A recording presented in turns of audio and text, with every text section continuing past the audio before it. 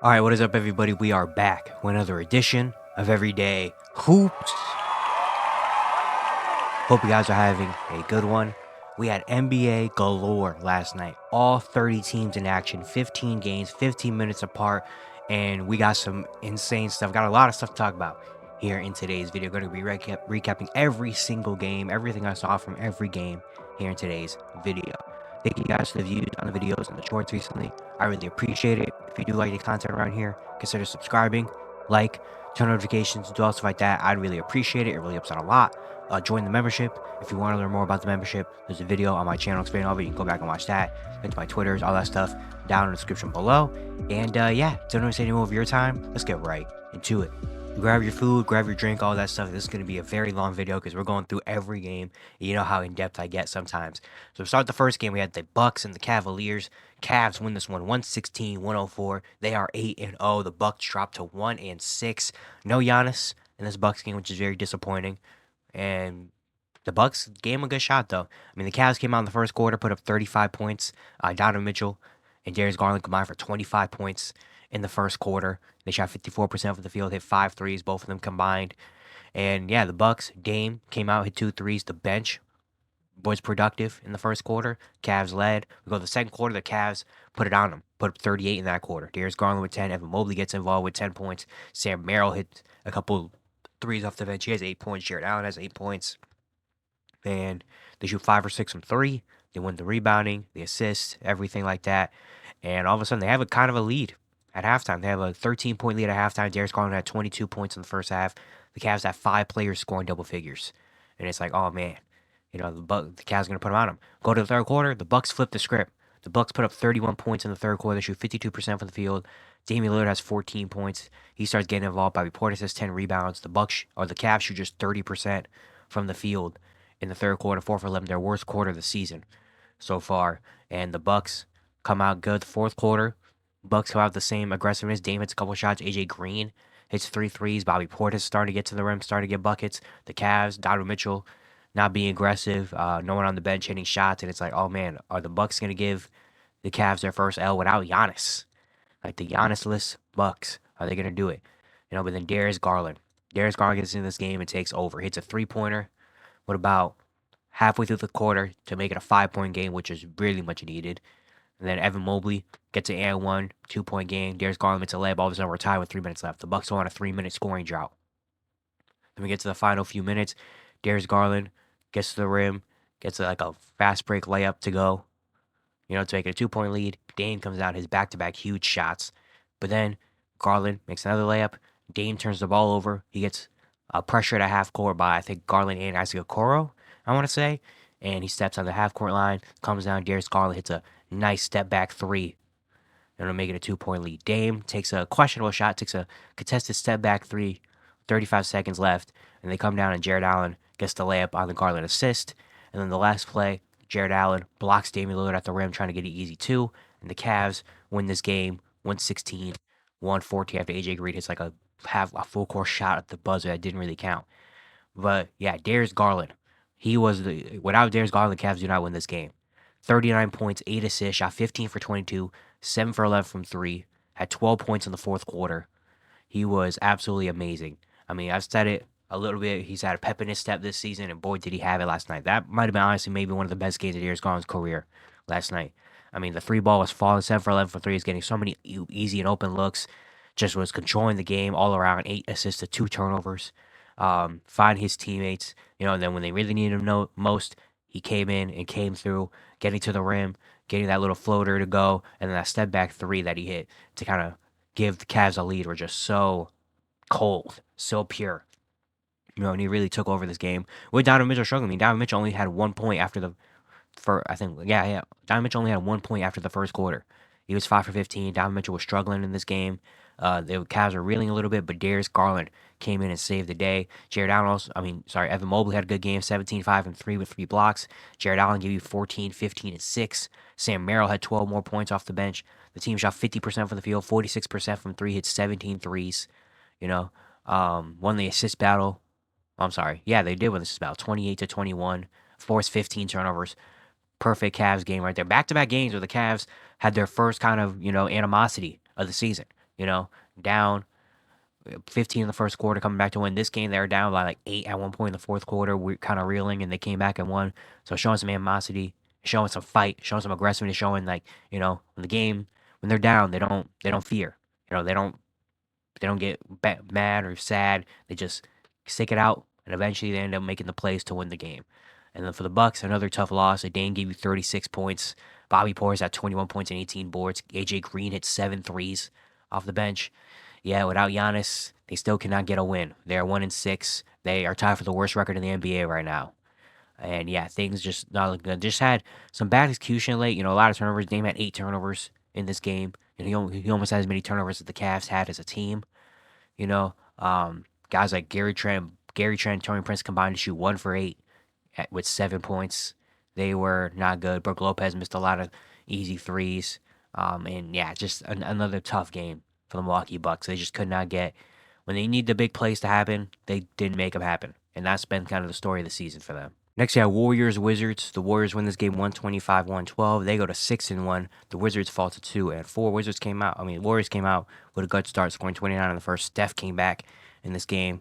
The Wizards, shout out to them. They made it close. They didn't make it. They made it respectable at so many points. It's just the Warriors were better at the end of the day. They shot 45% from the field, 32% from three, only hitting 12 threes. They got some free throw a lot though. 34 free throw attempts to the Wizards 21, and they missed 9. They missed 18 the other day, so I guess that's a improvement.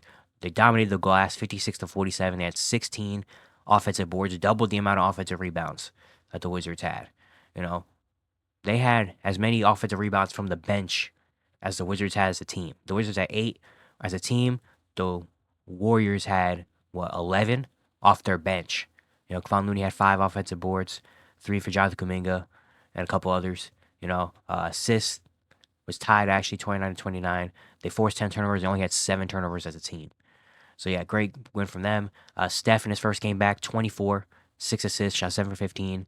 Looked like he never left. He only played 24 minutes, but in those 24 minutes, he was phenomenal. Buddy Hield continuing his amazing start, 20 points off the bench, hit 3 more threes. Draymond had a really nice game, 18, 8, 5 on 5 for 7 shooting, hit 3 threes. He's been a lot more aggressive shooting the ball lately, and it's been working. Jonathan Kuminga gave you 15 off the bench, 12 and 6 for Trayce Jackson-Davis, 10 for Moses Moody in his couple minutes. Kevon Looney had 10 boards. Just feels like for this entire Warriors season, everybody's contributing on both ends of the ball. Like on offense, it's been Steph doing his thing, but it's also been Draymond. Trayce Jackson-Davis is leading the league in field goal percentage. Andrew Wiggins, he had a tough night last night, 1 for 9, but the first couple games of the season, he was really good. Then the bench has been one of the best in the league. Buddy has been their leading scorer. Jonathan Kuminga now ever since he's come off the bench, he's looked a lot better. Kevon Looney's giving up some good minutes. Kyle Anderson making great plays. He was a plus 10 last night. Moses Moody is getting minutes. Lindy Waters is playing and hitting shots. Brandon Podziemski, even though he only played 13 minutes last night, you know what he can do. He's one of the better players on the team. And then defensively, they have just been elite. They've been elite defensively. It feels like they're just getting their hands on everything, contesting everything without fouling. Like it just feels like everybody on the Warriors is just on a string right now. Everything's on a string, and everything's just clicking all around. Everybody knows what spots to be in, knows what they want to do, and it just is beautiful. It's beautiful basketball to watch right now in Golden State, and they're 6-1. So yeah, they've been just on it for the Wizards. Jordan Poole gave you 24 points, 3 steals and 4 blocks as well, 8 for 20. Had some good moments in this game. He had the point at Draymond after he hit the shot. That was very fun. Keyshawn George had 20. He shot 6 for 17 for 3. He had a point where he hit like 4 threes in a row randomly. Bub Carrington had 16, 8, and 7. He's had some good moments. Valanciunas had 16, 12, and 7. He had a really good game off the bench. 10 and 11, 3 blocks for Alex Sarr. Bilal had a tough game, 9 points. He shot just 3 for 11 from the field.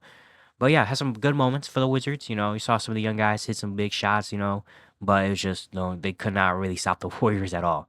The Warriors are just running kind of anything they wanted to on the Wizards. But the Wizards, again, didn't give up. They kept it respectable for a lot of the game. They weren't down 25 or anything like that at any point. So shout out to the young guys for keeping it respectable. But the Warriors have just been playing some amazing basketball, and they get the W. Next, we have Lakers Pistons. Pistons win this game 115-103. They go to 3-5. The Lakers fall to 4-3. The Pistons came out very aggressive and very, with a lot of energy to start this game. They put up 33 points in the first quarter, thanks to Tobias Harris and Tim Hardaway combined for 21 in the first quarter. They hit 3 threes combined For the Lakers, it was really just Anthony Davis and no one really else. Second quarter, they doubled down on us, put up 34 in the second quarter, thanks to Jaden Ivey getting started. He had 10 points. Jalen Duren had 7 and 4. Ron Holland hit a couple shots off the bench. For the Lakers, it was LeBron and AD. They combined for 21 of the 31 Laker points in that quarter, and the Pistons held a 14-point halftime lead.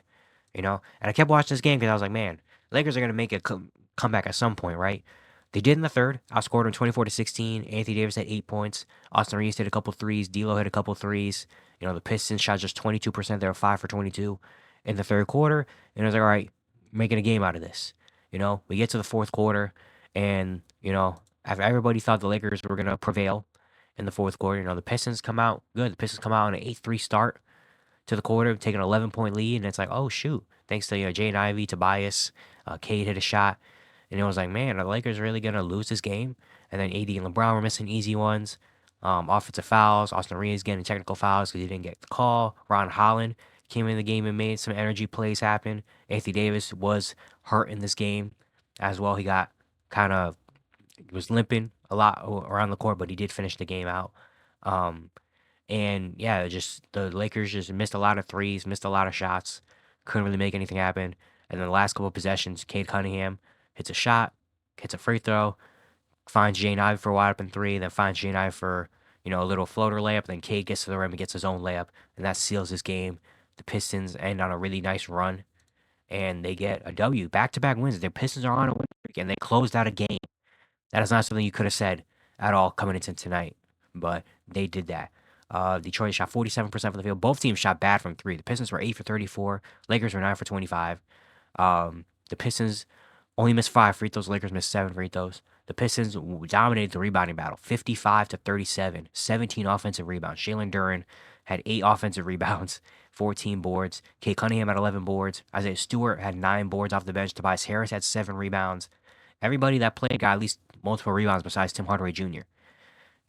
Everybody was rebounding for the Pistons, and that was a big factor in this game. Second chance points. Jaden Ivey had an amazing game, 26, 4 and 4, 10 for 16, was a plus 20 in this game. He has had a really good season so far this year. He's giving you almost 20 points per game, 46, 39, 76 shooting. He has been a really, really good this season. Tim Hardaway Jr. was big in this game, 19 points. He had 4 threes. Cade, 17, 11, and 11.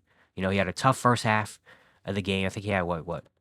He had 4 points in the first half, was 1 for 5, but ended off nice. He had 9 points in the fourth quarter, and that ended up being the clincher. Tobias had 15, 11, 14 for Jalen Duren. Ron Holland had 12 points off the bench, and everybody for Detroit contributed.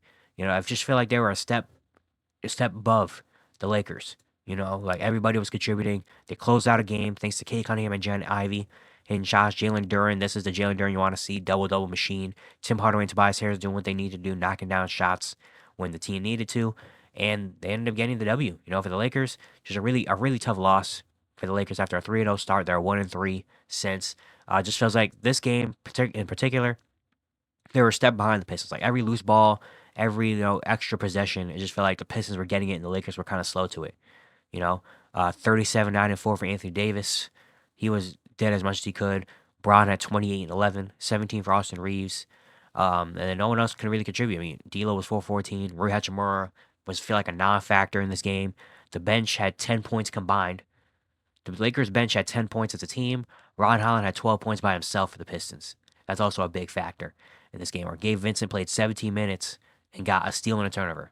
That's it. Didn't even take a shot. Cam Reddish, 14 minutes, didn't take a shot.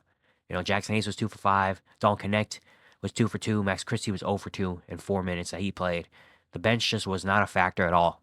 It really was literally just LeBron and AD, and then everybody else, just Austin Reeves a little bit sprinkled in here and there. But it was just no one else could really contribute for this Laker team. And when that happens, it's really tough having to rely on LeBron and AD to do everything for this team. They combined for 57 points, 17 assists, and 17 rebounds. But they just could not make it happen. They also combined only hit 1 3-pointer, too. So they're not, volume shooting and all that. But yeah, credit to the Detroit Pistons, man. Last two nights, they found a way to win games. Closing them out in the fourth, playing good fourth quarters, having Cade and Jaden Ivey kind of take over and help, and then the veterans doing their thing. really nice for the Pistons. Maybe this is the point where they turn the season around. I'm not saying make a playoff or anything like that, but you know, not go 0-4, not go 0-5. Things are looking better for Detroit. Next, we have Boston and Atlanta. Boston wins by 30, 123-93. They go to 7-1. The Hawks fall to 3-5. First quarter was competitive though. It was 35-30. Jason Tatum at 16 in the first. He's been killing it in the first quarters this year. The Hawks, everyone besides Trae Young is really doing his thing. Dyson Daniels was 4 for 4. Jalen Johnson had 8 and 6, and it was like, man, is this the Hawks gonna give the Celtics a run? And then the second quarter happens, and then it was like, oh, never mind. Boston puts up 40 in the second quarter. Atlanta only scores 23. Tatum and White combine for 22 in that quarter. Jrue Holiday has 7 points. Payton Pritchard has 2 threes. The Hawks shoot 1 for 10 from 3. And then the onslaught continues, in this game. Boston shoots 48% from the field, 18 threes they hit in this game. They won the rebounding battle 50-43, 11 offensive boards, forced 20 turnovers in this game. Tatum at 28, 6 and 9, really efficient night for him. Derek White with 21, 6 and 6, he was a plus 31. Neemias Queta at 10 and 7, he was a plus 31 as well. Jrue Holiday at 16 points, 18 for Payton Pritchard, 10 for Sam Hauser. And yeah, the Celtics just looking like the Celtics. Without Jaylen Brown in this game for the last 2 nights, they've still been able to find wins because they're the Boston Celtics. They just absolutely came out and dominated this game. Thanks to Jason Tatum's big enough to get starts. Jason Tatum, I don't know how many points he's averaging in the first quarter, but he's got to be leading the league in scoring in the first quarter. Because it feels like every first quarter he has like between 12 and 18 points. It's really cool to see him come out right away and put the throw on their necks. And then for the Hawks, just a really tough day. They shot 41% from the field. They shot 6 for 31 from 3. 20, 11, and 4 for Jalen Johnson. 18 and 10 for Yeko Kongwu. 15 for Zachary Versace. 11 for David Roddy. 10 for Garrison Matthews. Trae Young had 2 points in this game and 6 assists. This is probably one of the worst Trae Young games of his career. 1 for 10, 0 for 6 from 3. Didn't even get a free throw attempt. He had more turnovers than points. That's just not something that you're going to see from Trae Young ever. I bet he'll probably never have a 2-point game ever again in this season. Just a really bad game from him and the Hawks. Without Trae Young, the Hawks are just not going to win games with Trae Young's not doing anything. So yeah, Celtics came out and did Boston Celtics things. Not really much to say about this game. Next, we got Grizzlies and Nets. This was actually a fun game. The Nets ended up winning 106-104. Both teams now go to 4-4. Memphis came out, had 30 in the first quarter. Ja Morant had 9 points in the first quarter. Zach Edey had 6 points. He was 3 for 3. The Grizzlies shot 68% from the field in the first quarter. The Nets shot 36% from the field. Nothing could really get going for them. But then from the second quarter on, Brooklyn found their way. They outscored them 27-19 in the second quarter. They shot 52% from the field. Cam Johnson, who had a really good game on Sunday, he had 8 points in the quarter. Jalen Wilson had some moments with 7 points in the quarter. Nick Claxton had 4. For the Grizzlies, they shot 30% from the field in that quarter. Ja was 1 for 5, even though he did hit a crazy, 360 layup on Nick Claxton in this one. But yeah, the Grizzlies just could not get really much going in that quarter. Third quarter was really tight, 33-30. The Nets won this quarter. Dorian Finney-Smith was 3 for 3 from 3. Jalen Wilson had 6 points off the bench. Cam Johnson had 7 more points. And then for the Grizzlies, they shot well too. Zach Edey had 13 and 4 in that quarter. He had a walk up. He blocked someone on one possession, came down, hit a transition pull up 3. So that was a great play. But Zach Edey probably had his best game of his career. Ja had 8 more points. Ja Morant is so crazy, man. Ja Morant literally had 5 layups in this game that were like, what the heck? It was amazing to watch, And then we get to the fourth, and Dennis Schroeder takes over. Dennis Schroeder has 7 points late in this quarter. Dorian Finney-Smith hits 2 more threes. Doing this without Cam Thomas had a really tough shooting night, probably his worst game of the season. And they still came out and got a big win. Ja Morant was 1 for 6 from the field in the fourth quarter. The team was 2 for 7 from 3. And, Dennis Schroeder, I think, hit a layup Dennis Schroeder got to the rim and got a layup to kind of seal this game, 106-100. Dorian Finney-Smith hit a 3 because, the game was tied. Then Cam Thomas drove, found Dorian Finney-Smith wide open on the wing for a 3. The Grizzlies came down, missed a couple shots, and then Dennis Schroeder hit the layup to kind of seal this game. Jaren also hit a crazy backboard 3 to get a 2-point game. And the last possession, Ja was trying to find something. He lost the ball. Chantel Dama had to take a really wide contested 3, and he missed. Good execution for the Nets late game defensively, and they get the win. Dennis Schroeder, 20 points, 6 assists, Grizzly killer. He had 33 the other week against Memphis. He had 20 and hit the game winner in this game. 20 for Cam Johnson as well. He shot 8 for 11. He was a plus 16. He had a great game. 17, 6, and 3 for Dorian Finney-Smith. He was 5 for 8 from three, 5 for 5 from three in the second half, and those are huge threes that they needed. Cam Thomas was just 6 for 17, but he did have 6 assists. Jalen Wilson had 13 off the bench. Nick Claxton had 10 and 8 as he started this game.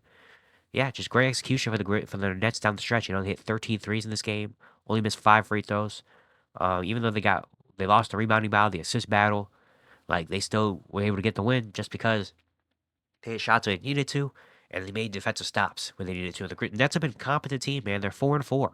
They have the third most wins in the Eastern Conference.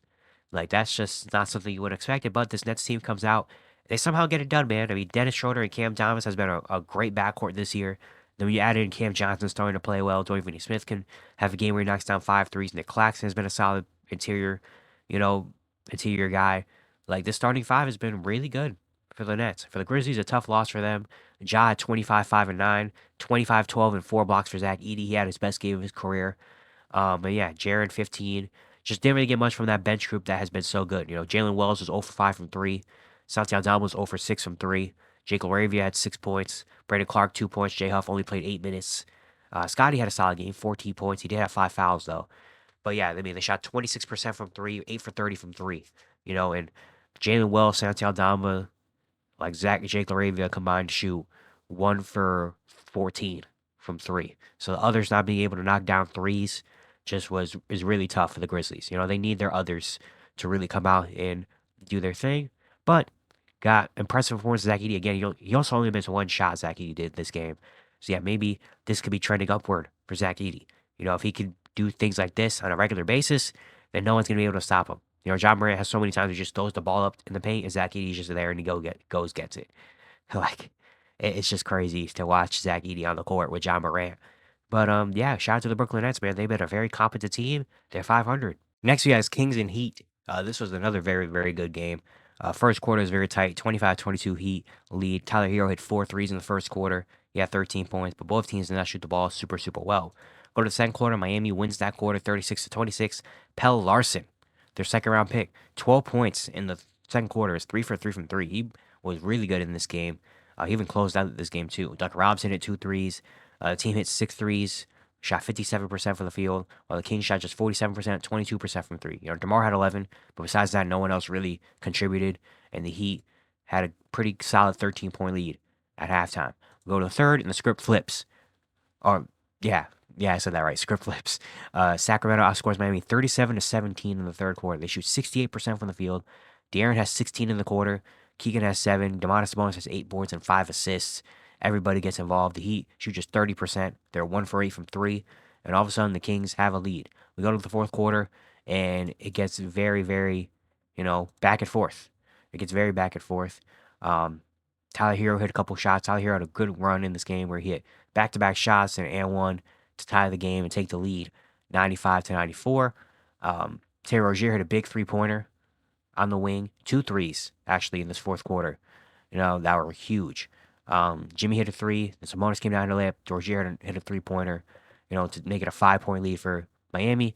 DeRozan then comes down and gets a 4-point play on the next possession to make it a 1-point lead. Tyler Hero comes down, missed the shot. They get the board. DeRozan comes down. Tyler Hero gets the block, gets a little strip on DeRozan, try to go up in the up fake. Hero gets a little strip, and then fouls. And then Hero gets fouled. He goes down, makes 2 free throws. On the other end, the Kings, Malik Monk gets a dunk. Jimmy comes down, has to take a contested baseline fadeaway shot. Not a good execution from Miami, and he misses. They come down. Last possession, 9 seconds left. Fox missed the shot, but then Domantas Sabonis, rebounding machine, offensive board, throws it up, puts it back in, gives the Kings the lead, and then the Heat, Rozier has to get a deep 3 off that he misses, and the Kings end up winning back-to-back games. Because in the Raptor game 2, the Kings were down by 2. Sabonis got the offensive rebound and tipped it back in to send the game to overtime. This one, it's to win the game. DeRozan gets the tip in. Great stuff. The Kings shoot 56% from the field in the second half. De'Aaron and DeMar both had great games. 28, 6, and 5 for De'Aaron, 26, 6 for DeMar, and then Sabonis, 16, 16, and 7. Rebounding machine. Keegan Murray had 14 points. Malik Monk had 12 off the bench. The team shot 37% from the field. Only missed 2 free throws. Won the rebounding battle 39-36 as well.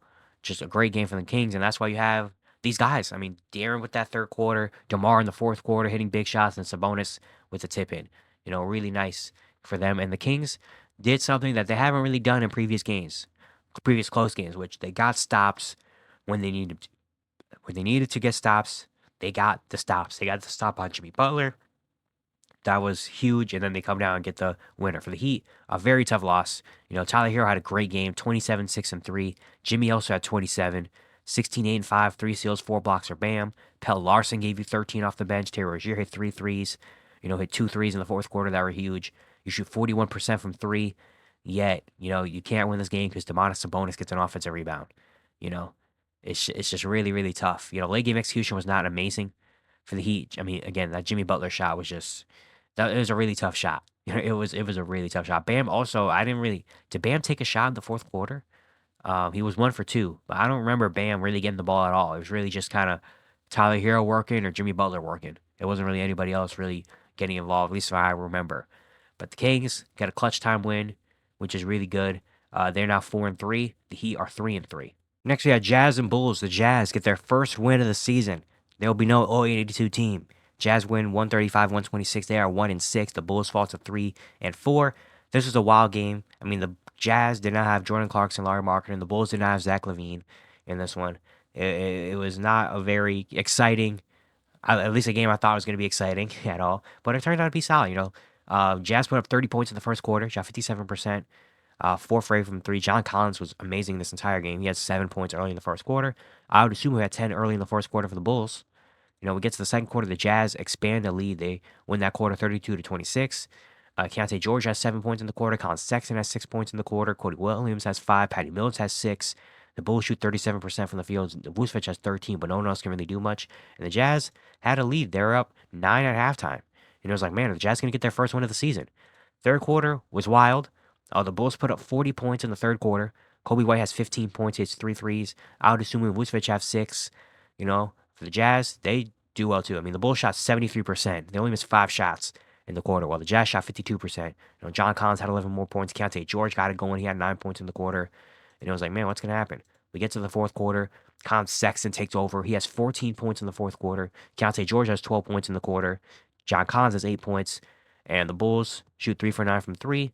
Just couldn't get anything going. Just not great late game execution for the Bulls. Had a lot of times where it was like Kobe White had a shot, they passed it up, or it was just a weird possession, weird play. The Bulls just did not look good out there entirety of this game. I'm surprised it was only a 9-point loss, to be honest, at some points in the game. But the Jazz end up getting the win. Keontae George, 33 points, 9 assists, 6 for 12 from 3, 11 for 13 from the free throw line. I made the video right before the season. I'm a big Keontae George guy. He had a great game last night. He was in control of the entire game. The 3-ball finally started to go. He was shooting really bad. Could not buy a 3-ball, it felt like. But last night it started hitting, and maybe this could be something for the rest of the year. He was also getting to the free throw line a lot, making some good plays. This is the Keontae George I love. John Collins also had an amazing game. 28, 13, and 5. Had a nasty poster as well. Shot 12 for 17. He was all over that paint. All around over that paint. Looked very, very good out there. While Colin Sexton also had 24 points. A big fourth quarter. Walker Kessler gave you 12, 16, and 3 blocks. Only 1 missed shot. Cody Williams had 11, 5, and 4. A really good game. The Jazz shot 54% from the field, 44% from 3. Missed 7 free throws in this game. Won the rebounding battle, 49-36. Had 12 offensive boards in this one. Just a really good game for the Utah Jazz. For the Bulls, without Zach, it's going to be really tough. If they have Zach, they might win this game. Kobe White has 28 points. He hits 6 threes. I would like to see him be a little bit more aggressive at some points. 25, 5, and 5 for Adosumu. 23, 10, and 6 for Vucevic with 3 blocks. Josh Giddey had 15 and 7.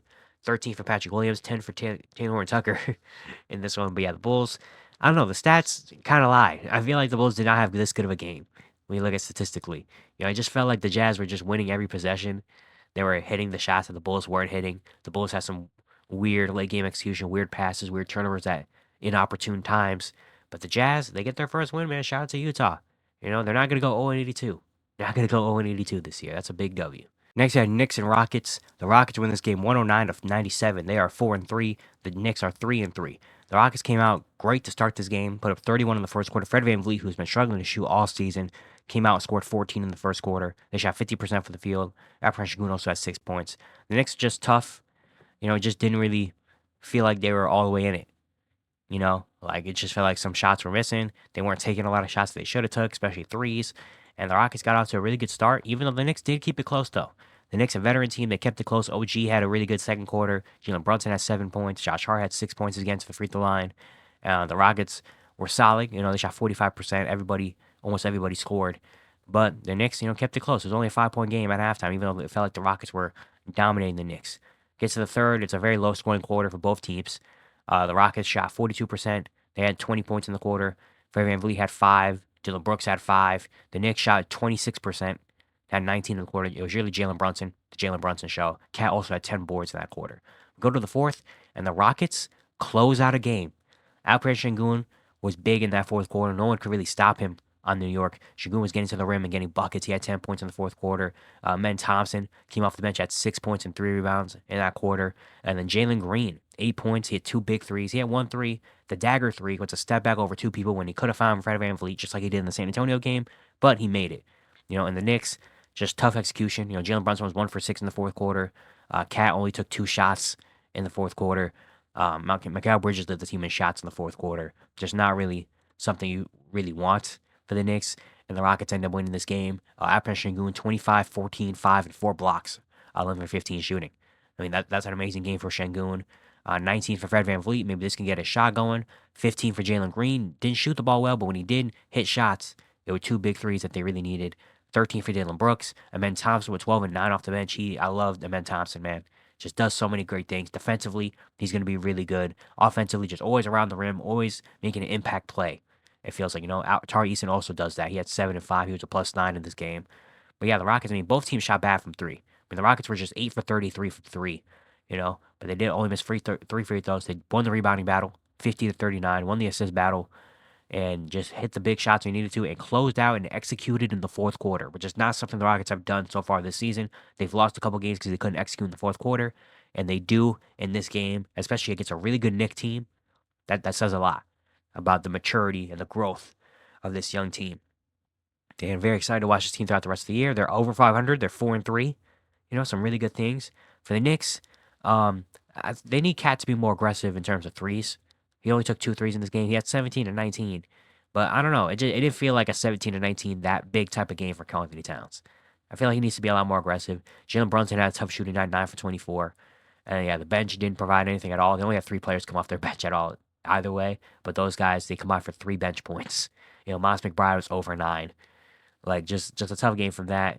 And then, yeah, just the threes, they only took 28 threes in this game. They just got to be more aggressive, I feel like, in threes, and that starts with Karl-Anthony Towns. Karl-Anthony Towns taking 5 or 6 threes, 7 threes. I think that opens up a lot for this Knicks team. So I think they just need Cat to be more aggressive at all the time. That the last 2 or 3 games, he's been really aggressive, and that's the kind of Cat they need throughout the rest of the season.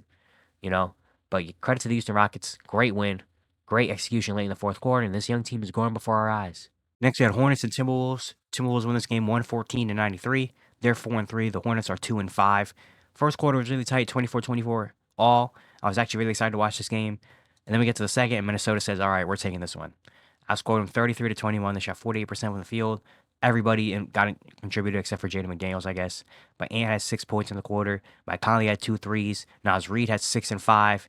DiVincenzo hit a 3 off the bench. Nikhil hit a 3 off the bench. Rudy Gobert had 4 points. Randall had 2. Like, it was just everybody contributed. And for the Hornets, it was really tough for them. Just Minnesota defense was locking in. They shot 2 for 8 from 3 in that quarter. Go to the third, some more of the same. Minnesota outscores them by 8. Jaden McDaniels hits a couple of shots. He has 9 points. Julius Randle has 6 points. Anna with 5. DiVincenzo with 2 threes. Reed with 5 more points. And Charlotte shot 4 for 12 from 3. Besides LaMelo, no one else could really get anything going. And then, yeah, Minnesota just dominates the rest of this game. They get the W. They shoot 49% from the field, 47% from 3. 18 for 38 from 3. That's huge. And this one, they also took 10 more free throws than the Hornets. They won the rebounding battle, 45-38. Won the assist battle, just winning everything. Minnesota did. Naz Reid, amazing game. The bench was a huge difference. Naz Reid gave you 25 and 9 off the bench, hit 5 threes. He was a +33 in this game. So was Donte DiVincenzo, +33, 14, 5 and 3, 2 steals, 2 blocks, hit 3 3-pointers. Nikhil was a +22. Just the bench really changing everything. Ant gave you 21, 13, 4 and 4 for Julius Randle, 11 for Mike Conley. Just, yeah, the bench for Minnesota. Nas, Donte, and Nikhil changing everything. For Charlotte, Trey Mann had 10 points. He was a minus 29. Cody Martin minus 25. Like, it's going to be the opposite. The Charlotte bench just couldn't stand up to the Minnesota bench. LaMelo was 6 for 15.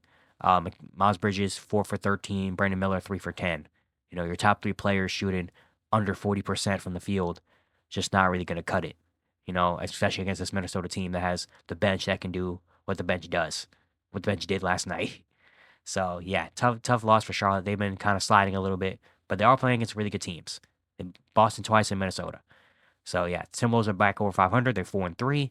They've been playing really good. I like watching the Timberwolves, man. They've been playing good basketball. It feels like they've been better than 4-3, but they just had some tough losses here and there. You know, that's got them. But the Timberwolves have been playing some really good basketball. I like how Julius Randle's been, you know, evolving into this team. Anthony Edwards is doing Anthony Edwards things. And then you get Dante Naz and Nikhil are just an amazing 6, 7, 8 man. Like, that's one of the best, arguably maybe the best 6, 7, 8 that you can have. You know, like those three just changed the game so much, and you saw it last night. Next, we have Blazers, Pelicans. The Blazers win this game again, 118-100. They're 3-5. All three of their wins have been against the New Orleans Pelicans this season. The Blazers just have the Pelicans number. The Pelicans also dropped to 3-5. Pels, no Zion in this game. Is really just Brandon Ingram and the guys. Brandon Ingram and the bunch of and the bench, and did not go so well. I mean, they put up 30 in the first quarter. Brandon Ingram had 12 in the first quarter. Jose had 9 points. They shot 54%. The Blazers had a really rough shooting first quarter, 35%, 7 for 20. But in the second quarter, Blazers got adjusted. Anthony Simons had 7 points. Ryan Rupert had 6 points off the bench. He shot 52% from the field, and things got more back on track. Then we get to the third. Portland puts up 31 in the third quarter. Jeremy Grant and Anthony Simons both have 7. Toumani Camara has 6. DeAndre Ayton has 6. Denny has 5. They shoot 54% from the field. And the Pels, if it's not Brandon Ingram, it's not really much doing, for this team. And in the fourth quarter, Portland just put it on them. Portland literally just said anybody besides Brandon Ingram. Toumani Camara was literally all over Brandon Ingram this entire game. In the fourth quarter, Toumani was literally face guarding Brandon Ingram, saying, "You're not getting this ball. It's got to be Jalen Noel. You're gonna have to win this game. Jose Alvarado, you're gonna have to win this game. Brandon Boston, you're gonna have to win this game." And they couldn't. They shot 33%, turned the ball over a lot, and they just could not stop the Blazers. And Delano Banton only played the fourth quarter, just like in the Phoenix game. Delano Banton only played the fourth quarter and dropped 20 on 8 for 9 shooting. He was a plus 21. He was the second leading scorer on the team and only played the fourth quarter. Like, he was amazing. Please, Chauncey, give my boy some more minutes. Give my twin, Delano Banton, some more minutes, please. Like the last two games, the Phoenix, literally, they almost came back and won the Phoenix game strictly because of Delano Banton coming into the game and doing things on both ends. And that's what he did in this game. He sealed this game. Anthony Simons also has some big shots. He has 7 points. DeAndre Ayton hit a big corner three, to seal this game as well. They shot 79%, only missed 4 shots in the fourth quarter. While New Orleans, 33%. Yeah. The second half was big. They outscored the Pelicans 70-45 in the second half. Anthony Simons gave you 24, 19 and 13 for DeAndre Ayton, 16 for Toumani Camara and Jeremy Grant in this one as well. They shot 54% from the field. Won the rebounding battle in this one as well. Won the turnover battle too. Yeah, Portland, 3 wins, all over the same opponent, but the wins are wins at this point. Portland is 3-5. Great job from them. Great, especially in the second half defensively, they really stepped up. For New Orleans, Brandon Ingram had 27 and 7 assists. He had to take 24 shots. Brandon Boston gave you 20. After that, Jose Alvarado, 4 for 14. It is really tough to watch this team without. Look at the injury. The injury report is literally a starting 5 for the Pelicans. Jordan Hawkins, Herb Jones, CJ McCollum, Trey Murphy, DeJounte, and Zion all did not play in this game. Like that's your entire rotation. That's your starting 5 and your 6th and 7th man, 6th, 7th, and maybe 8th man. Like that's crazy. Like that is crazy to have to not play without those guys. Zion, I don't know what the injury was. Hopefully Zion and Jordan Hawkins hopefully should be back very soon, maybe next game or something. Of course, the other ones is gonna be a little longer to come back, but it's really, really tough to watch this team without any of those guys. With just Brandon Ingram kind of going out there. It's cool to see Brandon Ingram. Brandon Ingram has been really good so far this season. It's just when you're playing with Brandon Boston and Jalen Noel and Javonte Green and Jamal Cain, it's just like, man, I don't know if you can beat anybody in this league. But shout out to the Portland Trail Blazers, man. Next, we have Magic and Thunder. Thunder win this game 102-86. They are still undefeated as well at 7-0. The Magic fall to 3-5. Of course, Orlando still does not have Paolo Banchero, and it's just really tough to win like that. OKC put up 39 in the first quarter. J-Dub had 14 in the first quarter. And it was just like, man, you know, it's gonna be a big game for OKC. J-Dub put up 19 in the first half.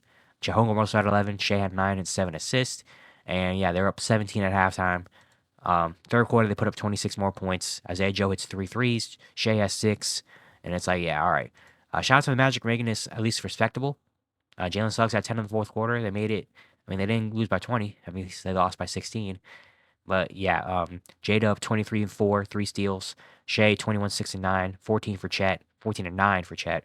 Isaiah Joe had 13 off the bench. Aaron Wiggins had 11 points. They shot 46% from the field. Only missed 4 free throws. Won the rebounding battle. Won the assist battle. Forced 19 turnovers. Held their team to 86 points save. Out of the 7 games they played this year, only 2 teams have scored 100 more points on them. And their defense has been absolutely elite.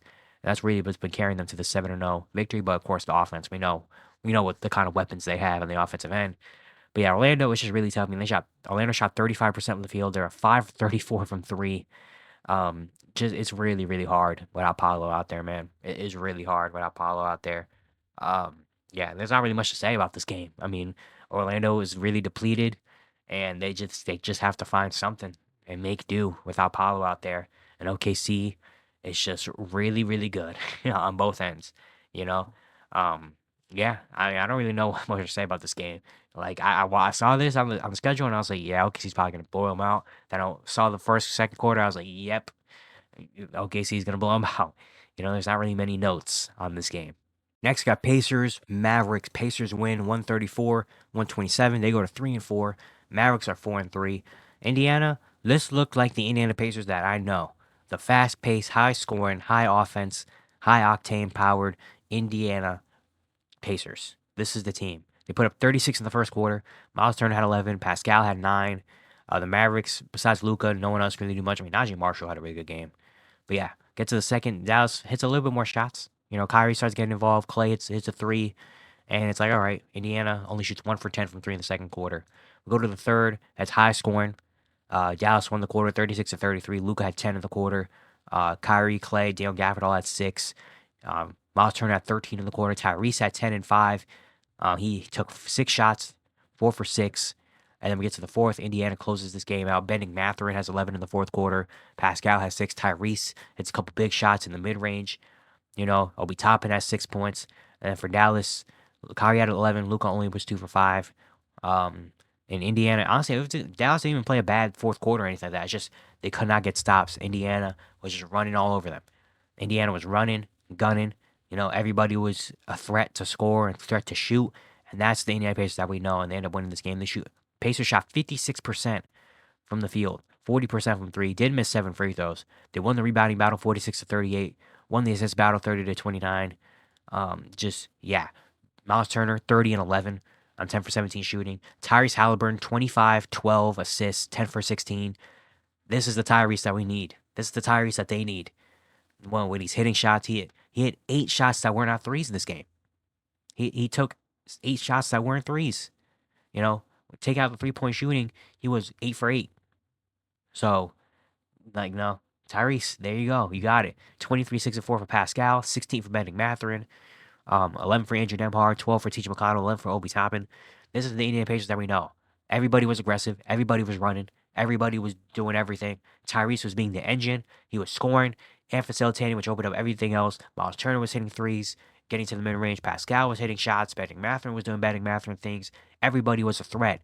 And this is the Indiana Pacers that we know and love, where they're just getting out, they're running. Tyrese Halliburton is being an engine, and everybody is getting involved, and everybody is scoring, and they put up 134 points.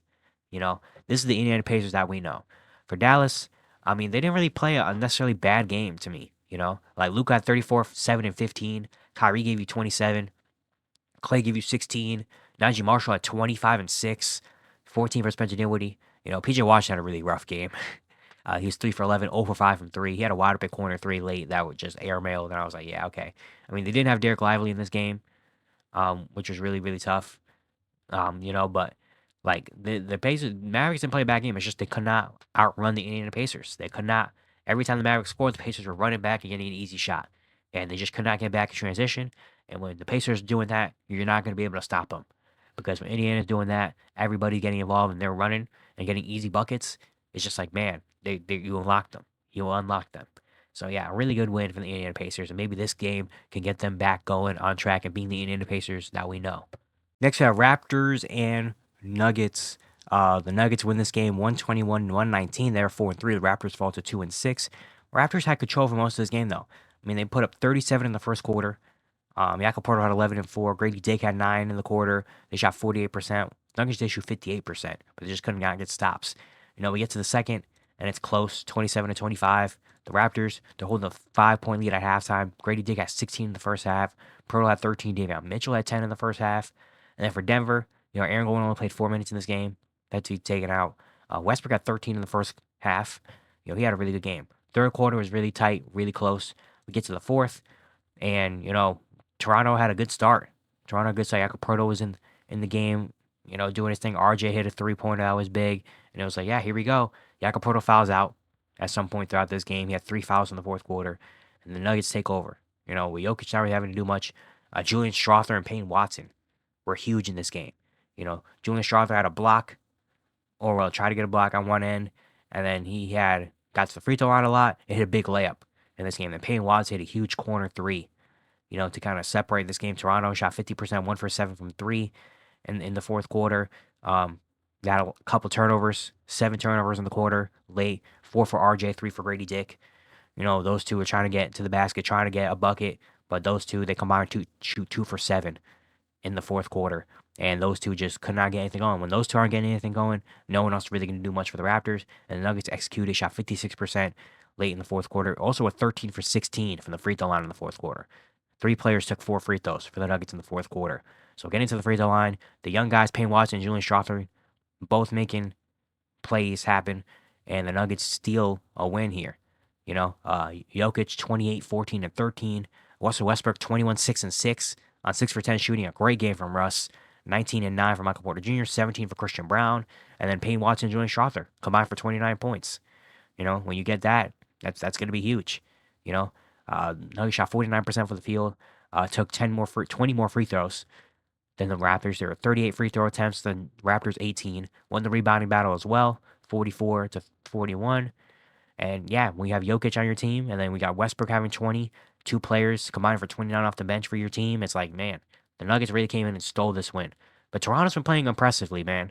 Toronto has been a lot more impressive without Scotty Barnes than, you realize. I mean, they've been in a lot of close games. I mean, they could have beat the Nuggets twice. It's just, the Nuggets are the better team at the end of the day. But yeah, Grady Dick with 26, 5 assists, 3 steals, 2 blocks on 50% shooting. He has been amazing this year. 24, 11, and 3 for Jakob Poeltl. If he doesn't foul out, who knows? 16 for Ochai Agbaji, 16, 5, and 10, or 16, 6, and 10 for RJ Barrett. Had a rough shooting night, 5 for 21, but the playmaking has been there. I think they said in the broadcast, 4, and he's had 4 games this year, 8 or more assists. He's averaging, he's averaging almost 8 assists per game.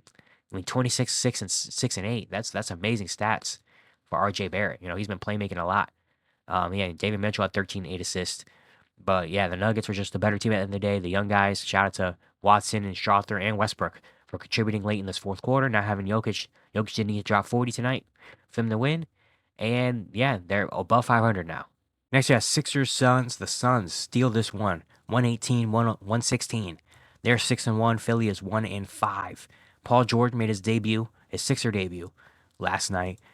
First half, it was really close. KD had 15 in the first half. Suns had 4 players in double figures in the first half. But for the Sixers, Kyle Lowry was huge in the first half. 13 points, hit 3 threes off the bench. Tyrese had 12. Paul George had 10 points. Get to the third, Philly has a big third quarter thanks to Tyrese Maxey, who had 13 in the third quarter. Gershon Yabusele had some good minutes. And the Suns could not really got a lot of three-pointers generated. And the Sixers take that quarter. We get to the fourth quarter. It's very back and forth. The Kevin Durant, though, takes over. Kevin Durant with 15 points in the fourth quarter. He was huge in this fourth. Had a couple back-to-back buckets. Had a couple buckets in this fourth quarter. I was like, man, he's amazing. He had a big three-pointer halfway through to tie the game at 104. Then they were down 9. Their Sixers were up 9 thanks to Gershon hitting back-to-back threes. The Sixers hit 4 threes in a row, you know, and they were on fire. Like Kevin Durant says, I got us, team. He hit a jumper. A few plays later, hit another one, take it a 5-point game. Found Nurkic for a dunk to make it a 5-point game again. Then gets fouled, 2 free throws, and then he hits a big, mid-range jumper, killer mid-range jumper to take a 1-point lead. Sixers get fouled. Maxey goes 1 for 2 from the line, and then Kevin Durant, he missed a 3. They get the offensive rebound. He comes down and gets a layup, off the glass to make it a 2-point lead with 24 seconds left. Sixers' final possession, it was in Paul George's hands. Paul George tried to work, step back 3, doesn't fall. Surprised they didn't give it to Maxey because he was the hot hand, but whatever. And the Suns end up winning this game. Kevin Durant, 35, 4 and 6, 14 for 20. I mean, man, Kevin Durant, bro, just insane. Bradley Beal, 17 in this game. Devin Booker had a really bad shooting night, 3 for 18 in this one. And the the Suns still get the win, 15 and 15 for Nurkic. The bench was huge. Royce O'Neal gave you 15. Grayson Allen gave you 14. They only missed 3 free throws. They were 23 for 26 on the free throw line. The Suns were. They won the rebounding battle, 43 to 38 as well. They also won the turnover battle, only by 1. They shot 51% from the field. And Kevin Durant being Kevin Durant. Kevin Durant literally was saying, we are not losing this game. I'm not on my watch. Not on my watch. We're not losing this one. We're not collapsing the fourth quarter again. And yeah, Sixers, that was a really tough loss for them. I mean, Tyrese gave you 32. PG in his debut, 15, 5 and 4. Only 4 for 14, 1 for 7 for 3. But I don't mind it. That's going to go up as the season progresses. Gershon had a really good game. 19, 7 and 6, 5 threes off the bench. He was huge in this one. 13 for Kyle Lowry, 10 for Eric Gordon, 11 for Kelly Oubre. Caleb Martin had 10 boards. But surprisingly, the ball did not end up in Tyrese Maxey's hands for the last shot, even though he hit 6 threes and Paul George was struggling. But I guess they thought, Paul George, they liked the matchup. I forgot who was guarding him. It might have been Grayson Allen or something like that. I don't remember. But, it ended up being, it's Paul George and he missed. It just happens like that sometimes. But the Suns, Kevin Durant was huge. I mean, Kevin Durant, a legendary performance type of stuff. The bench has been really big. I mean, Grayson Allen has really stepped up the past few games. Royce O'Neal has been very good off the bench this season. And yeah, I mean, fourth quarter, they did not collapse this time. They ended up getting the W because their defense in the fourth quarter really stepped up as well. So yeah, really exciting game though. But the Suns are 6 and 1. The final game of the night, Spurs Clippers. The Clippers get an amazing comeback victory to win 113-104. Both teams are go to 3 and 4. The Spurs came out and put up 40 in the first quarter. The Spurs outscored the Clippers 40 to 14 in the first quarter. Spurs shot 61% from the field. Julian Champagnie hit 3 threes. Chris Paul had 7 points. Everybody contributed for the Clippers. They were 20%, 4 for 20 from the field. And it was like, man, the Spurs are really going to win like this. Then get to the second, the Clippers come back. Clippers outscored the Spurs 34 to 16 in the second quarter. Zubac has 10 and 6 in the quarter. Powell and Harden both had 5. Chris Dunn had 5 off the bench. They shot 50% from the field, while the Spurs, 5 for 18, 27%, 0 for 9 from 3 in that second quarter. And the half is only an 8-point lead for San Antonio. Get to the third, the Clippers chip away a little bit more. Powell, Harden, Jones all had 7 points. Amir Coffey was 3 for 3 from 3. He was huge in this second half in this game. I mean, without him, they maybe don't come back. Shot 54%, 7 for 12 from 3. Well, the Spurs had a decent quarter. Wemby had 9 and 3 blocks. Champagnie had 8 more points. Stephon Castle had 6 points off the bench. Then we get to the fourth quarter, and the Clippers outscored the Spurs 31 to 18. Shot 55% from the field. Amir Coffey, again, 10 more points in that quarter. Chris Dunn hit a huge 3-pointer as well. Norman Powell had 9 points. James Harden hit a crazy, 4-point play. Step back 3. He had 5 points in the quarter. And the Spurs just could not execute, really. They shot 35% in that quarter. Wemby was 2 for 5, 7 points. No one else can really contribute at all in this one. The Clippers defense was really on it, forcing guys into tough shots, playing good defense on Wemby. And the Clippers come all the way back and win this one. Amir Coffey was the MVP of this game. 21 points, 5 for 6 and 3. He was a plus 34 in this game. Plus 34. He was phenomenal. The team shot 51% from 3, 19 for 37 in this one. So that's crazy. 23 for Norman Powell. He had 5 threes, 17 13 for Zubac, 17, 8 and 4 for Harden. Only took 10 shots in this one, but he hit shots when he needed to. Derrick Jones also had 10. Chris Dunn had 11 as well. He was big. He was a plus 24 in this one too. Bringing energy on both ends of the ball. For the Spurs, that's a really tough loss. Wemby gave you 24, 13, and 9 blocks. Julian Champagne had a really good game, 21 points. He had 5 threes. Chris Paul had 14, 6 to 10. Cavs had 11 off the bench. Keldon Johnson had 10. But that's just the youth. The youth of this team, they just could not really. I mean, they shot 26% from three. And once the Clippers got it rolling, they just feel like they couldn't stop them, couldn't get the timely stops they really needed to. The others for the Clippers were really huge in this game. Again, Coffee and Dunn. Without them, they don't win this game. And yeah, also want to give my prayers to Greg Popovich. He's not going to be around for a little while. Indefinite period of time he's going to be out due to health complications. So, hopefully praying that Pop comes back, gets better, and that we see him on an NBA court again this season. Just really, really, really tough, sad news to hear. But the Clippers, and again, they win their first win in Intuit Dome now. Their first win at home, finally. And what a way to do it. Down 26 to the Spurs and find a way to come back and get a victory. But yeah, it's going to be it for today. Hope you guys enjoyed. Once again, if you do like the content around here, consider subscribing, turn notifications, do all stuff like that. I'd really appreciate it. It really helps out a lot. Join the membership. If you want to learn more about the membership video on my channel, explain all of it, go back. Watch that video. Thank you guys for staying around for the entire video. Almost an hour. Almost an hour of NBA basketball, but we love it. Here, go enjoy your day to rest without the NBA. And yeah, I'll see you guys tomorrow.